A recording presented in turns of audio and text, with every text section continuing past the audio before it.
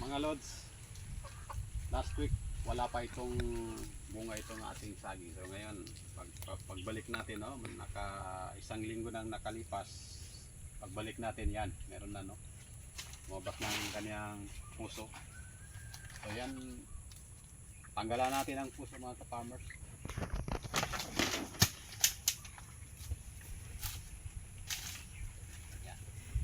Dito sa bundok, isilang ang gulay dito, no. So yan, pwede na natin gulayin yan. Pwede natin itorta, napakasarap ng puso kapag itinorta natin ito. So masarap ito. So yan, pasadaan natin yung mga yun nandoon, baka meron pang mga puso doon. Pasahin natin.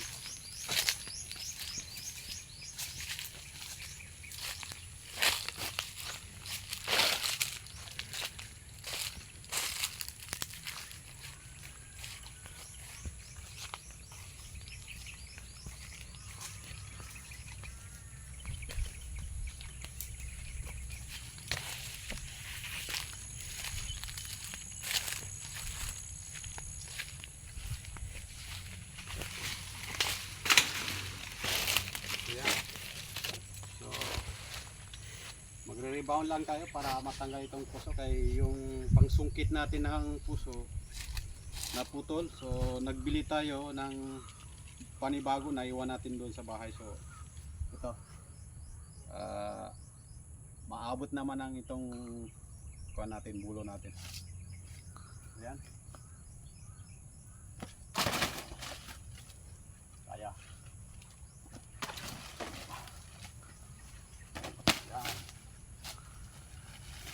Ayan, pangalawang puso na. Ito sa market ito, doon sa may palengke, 10 peso ito. Minsan 15 pesos pa ito, no. So dito, easy lang yan. So meron tayong matandang saging doon. Kunin natin.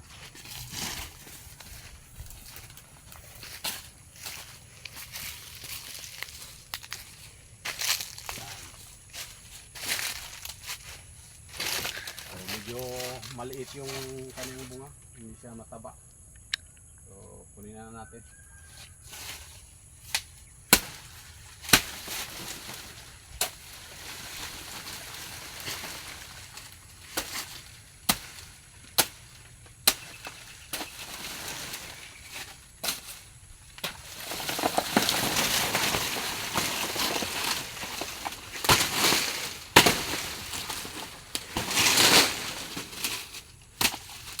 Ay, may sakit.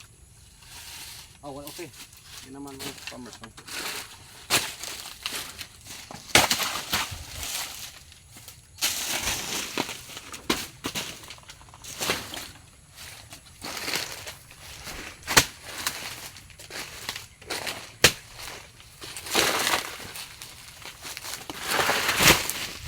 So, ito, patayin muna natin itong mga ka-farmers. Ito.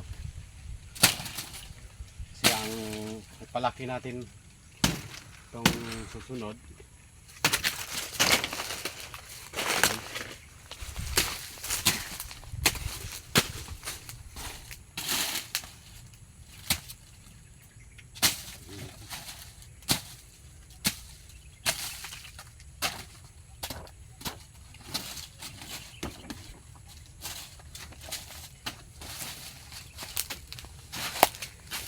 Ang bunga dyan? Wala. Meron doon. Kuan. Ayun. Tinig lang mga ka-farmers. Teka.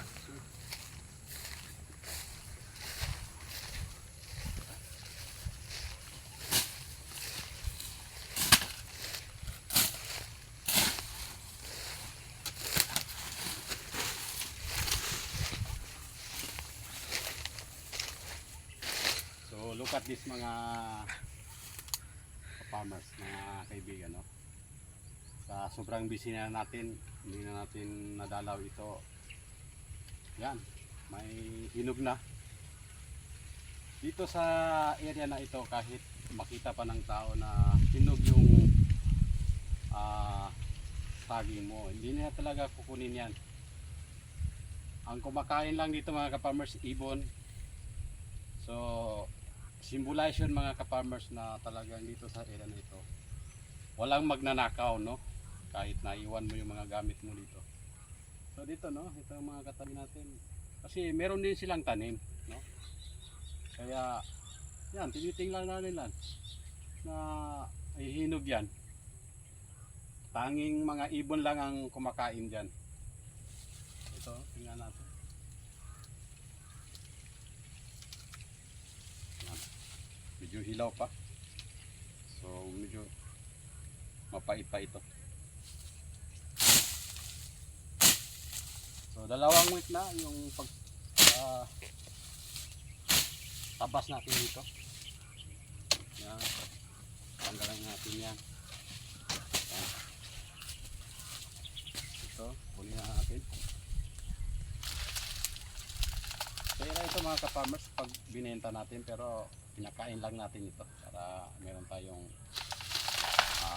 pang merienda patuwing pumupunta tayo dito. Ayan. So ang blessing, ang pera dito lang sa tabi-tabi. Kapag marunong kang magtanim, yan, meron kang aanihin.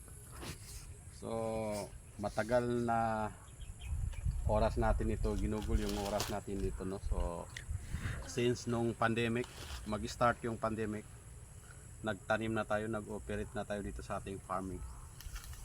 So yan, pakita mo yung mga niyog natin. Yan, malalaki na yung niyog natin, malapit na yung mamunga. So maglilimang taon na, no, ang nakalipas since nag-start yung lockdown, hindi na tayo makalabas. So dito natin ni Google yung oras natin sa pag farming, no? So ito, meron na tayong konting naanin sa ating saging, no? Hindi lang konti ito. So every time na pumupunta tayo dito, nakaka-harvest tayo ng saging. Tanggalin natin itong kasama.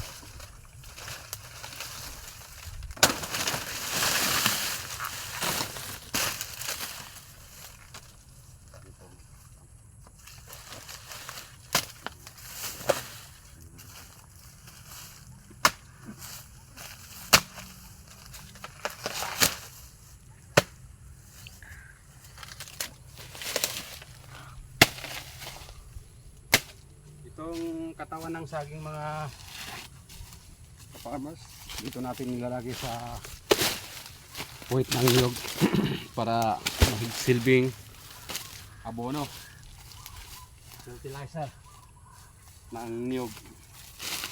Pataba yan sa ating niyog.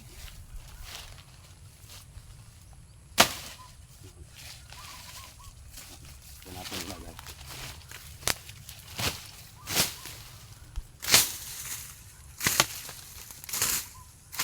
Lika. So ganito mga farmers, ito huwag muna natin tanggalin ito, hayaan lang natin na magtanda ito, no? So babawasan lang natin ng daon ganun. Kasi masasaktan ng niyog kapag tinanggal natin. Ayan. Hayaan natin magtanda yan dyan, saka natin tanggalin.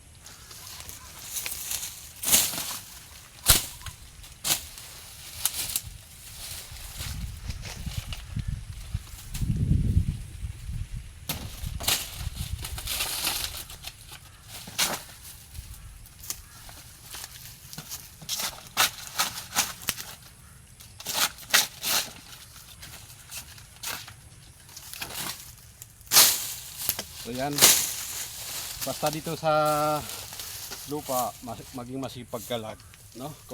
Kasi dito low maintenance lang naman itong pagpa-farming, yung tinatanim natin.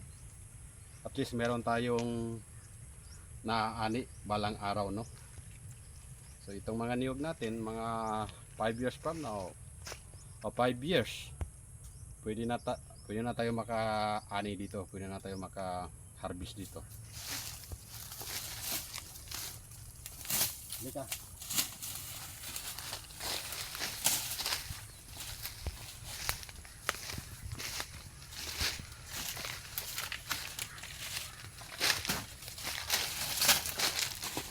ito mga ka-farmers, ito ang result na hindi natin, kung lagi tayong busy, hindi natin na cleaningan itong mga area, hindi natin naalagaan. Kaya yan, hindi siya tumaba. Pati yung bunga, no? Yan lang yung binigay. So ganyan lang, kapag talagang hindi mo inalagan yung tanim, talagang hindi ka rin niya bibigyan ng magandang bunga. So kinakailangan aalagaan, no? Yung ating tanim. Tanggalan natin ang puso. Kasi yan, pwede pa yan maglaki. Pagbalik natin, 1 linggo o 2 linggo, baka makain na natin yan, no? Pagbalik natin. So, ang susunod niyan, yan. Ito, naglagay na tayo dito ng pataba. Kaya yan, mataba na. At yung damo na cleaningan na rin, no? Walang mataas na damo. So, merong ilan na nag-strike dito na kambing. Kaya medyo yung mga anak nito, yung mga suhi, kinakain ng kambing. Ika.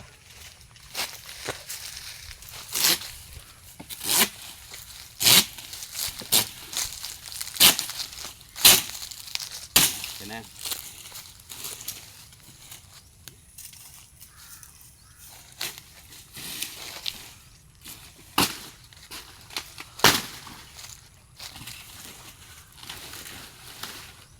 No, nasira na ito.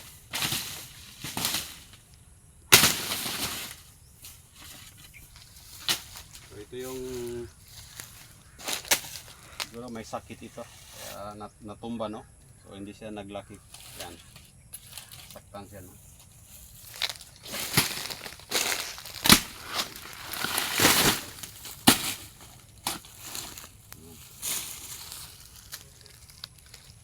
Meron pa ba? Tapos muna, punta tayo doon.